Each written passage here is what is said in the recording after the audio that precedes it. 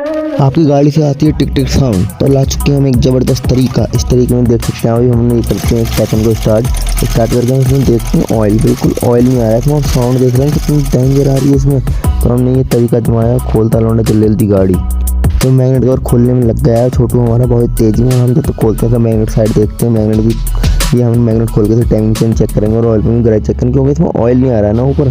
जब तक ऑयल नहीं आ रहा तो ये गाड़ी बिल्कुल सेट ही नहीं है। तो ऑयल के लिए खोल